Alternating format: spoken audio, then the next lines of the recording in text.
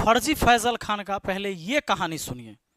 एक लड़की ने कहा कि सर शाम वाले बैच को ना मॉर्निंग में कर दीजिए। हम कहे बाबू तो इतना सबके इंडिविजुअल से तो बैच ट्रांसफर नहीं, क्या प्रॉब्लम है? उसने कहा ना शाम में हमको दूसरे के यहाँ बर्तन मांजने जाना होता है। एक लड़की ने कहा कि शाम वाले बैच को मॉर्निंग में कर दीजिए, कहा कि शाम को हम बर्तन मांजने जाते हैं दूसरे के यहाँ, तब पढ़ाई करते हैं। इस बात पर अवध ओझा सर का एक बयान आया था। उन्होंने कहा था कि अगर वो यूपीएससी की तैयारी करने वाली लड़की है और बर्तन मांजती है और तब पढ़ाई करती है तो वो शायद कभी यूपीएससी ना निकाल पाए। उसे हिस्ट्री पढ़ा लेना चाहिए, ज्योग्राफी पढ़ा लेना चाहिए, फिजिक्स पढ़ा लेना चाहिए, केमिस्ट्री पढ़ा लेना चाहिए, क्योंकि यूपीएससी की तैयारी कर रही है तो 10वां क्लास तक के बच्चों को तो पढ़ा ही सकती है। खैर, अवध ओझा सर ने जो बात कही, इसका जब दोबारा शुभांकर मिश्रा जी इससे जब पूछते हैं के शो में, वहां पर आपने कहानी सुनाई थी, एक यूपीएससी की लड़की थी, बर्तन मांजती थी। वो कहे यार क्या कमाल की कहानियां आप बुनते हैं, और ऐसी कहानियां बुनते हैं कि देश की जनता भावुक हो जाती है। इस देश में गरीबी बेचना आसान है। खान सर ने मासूमियत गरीबी बेचकर पढ़ा दिया, वरना यूपीएससी वाली लड़की ट्यूशन पढ़ा लेती, ट्यूशन पढ़ा के अपना पढ़ाई लिखाई करती। बर्तन मांजने वाली बर्तन ही मांजती है। ओझा सर राजा बनने का टेक्निक सिखाते हैं।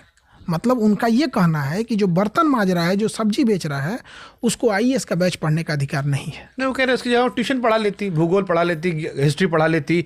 गौवा में कहाँ पढ़ा लीजिएगा आप एक बात बताइए, हम आप ही को शुभांकर मिश्रा को दिल्ली से उठा के हम गांव में लेके चल जाते हैं, क्या कर लीजिएगा आप? जो बर्तन मांजती है क्या उसका अधिकार नहीं है कि आईएएस का बैच पढ़ सकता है? ओझा सर ने ये बात नहीं कहा। ओझा सर ने ये बात नहीं कहा था कि पढ़ नहीं सकता है। ओझा सर ने यह बात कहा था कि अगर वो हिस्ट्री, ज्योग्राफी, पॉलिटी नहीं पढ़ा सकती है तो फिर यूपीएससी कैसे निकालेगी? इसने क्या किया, इस एंगल को एक गरीबी फिर बेचने का इसने काम किया। बोला कि गौवा में कहां पढ़ा लीजिएगा आप, गौवा में कहां पढ़ा लीजिएगा आप, इसका कोचिंग कहां है? पटना में। लड़की आई होगी, इससे मिली होगी, तभी तो इसने कहा कि शाम वाला बैच को सर सुबह में कर दीजिए। यानी जब उसके पढ़ाने की बात आया तो इसने उस लड़की को गांव में शिफ्ट कर दिया। गौवा में कहां पढ़ा लीजिएगा आप एक बात बताइए। अब बर्तन धोने की बात आया तो ये पटना में शिफ्ट कर दिया कि लड़की इसको कहती है कि शाम वाला बैच सुबह कर दीजिए। एक लड़की ने कहा कि सर शाम वाले बैच को ना मॉर्निंग में कर दीजिए। हम कहे बाबू तो इतना सबके इंडिविजुअल से तो बैच ट्रांसफर नहीं, क्या प्रॉब्लम है? उसने कहा ना शाम में हमको दूसरे के यहाँ बर्तन मांजने जाना होता है।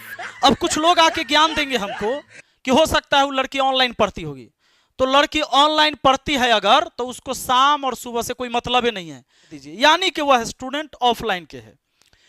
और जब ऑफलाइन की है तभी इसने कहा कि बर्तन मांजने शाम में चल जाती है, और शाम में अगर बर्तन मांजने जाती है तो बेचारी क्लास कैसे करेगी?